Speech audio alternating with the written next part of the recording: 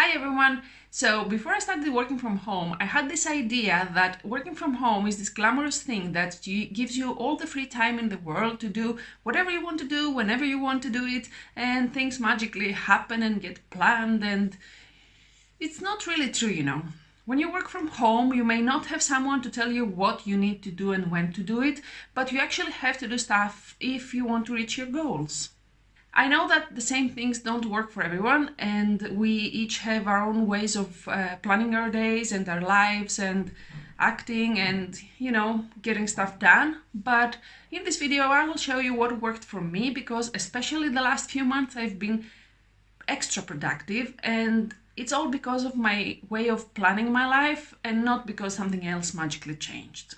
The first step in this process is to pick the right way that works for you. Some may prefer to work digitally, some others may like physical copies, like I do. You may like having colors and different markers and stickers and washi tapes, because that brightens your day and makes your mood even better. And I think that we work better and we are more productive when we are positive. So now that you have your method, it's time to take the next step. You need to set your goals in order to find the steps that you need to take to get there. Not having specific goals makes it harder to plan your days because you don't know where you're going. It makes sense, right? I find that doing my personal life together with my business life works best because I find the way to combine my time in order to satisfy both. So, sit down with yourself, take an hour or two, evaluate your priorities, set your goals, and find out what it is that you really want to do with your life in the future. And after you're done with that, set your deadlines as well. When do you want everything to happen? Chase your dreams, but try to make it real. Try to put specific dates on when you want to do each thing. For me, one of the main goals for 2019 was to start this YouTube channel. And I thought at the time that 3 months would be a very reasonable time to give myself to prepare, learn stuff, and launch my first video. You can see now that this has happened already, so obviously I achieved my goal so far, but setting a time frame and deciding that I do want to start a YouTube channel was the beginning of all this. The next step is to decide which goal you are going to pursue first and break it down into small achievable steps. For example, I decided that I wanted my YouTube channel to be up and running until the end of March. So I sat down and thought what I needed to do in order for that to happen and when I needed to do those things. Some of these steps included learning how YouTube works, having an editing app, learning to talk to the camera naturally, or at least make a start with that, improve my self-confidence, find topics to talk about, and I did make a huge list of topics that I wanted to talk about, and small stuff like that. And then I took these steps and broke them down even better. For example, if I wanted to learn how YouTube works, I had to start a channel, create a banner, research a little bit in there and see how I upload videos, how I write the descriptions, how I tag topics and stuff. You can see now that I took a huge goal, broke it down into smaller steps, and these steps into even smaller steps, and when it comes the time to plan your day, and all you have to do is sit down for an hour and write 50 video topics for YouTube.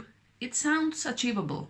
It's not scary, and it's doable. So after all this process, it's time to start actually planning. Monthly, weekly, and daily. Taking all these things that you wrote down for your goals and the steps and putting them in a time frame. Obviously, you start with a month. What do you want to achieve in the whole month? Taking some of these and putting them into this week, and from this week, putting them into the specific days that you want to work on each of your steps. I usually start by blocking out the chunks of time that I know will not be available to me. For example, Rooney's walk is always at 7 o'clock in the morning up until 8:30. So I know that during this time I cannot do anything else. And similar stuff like that. My gym time, my D&D time, I want to make a plan of the week knowing when I have time available and when I don't. These things tend to change within the week, so I don't focus too much on that. I try to write mostly the things that I kind of know that will be there no matter what.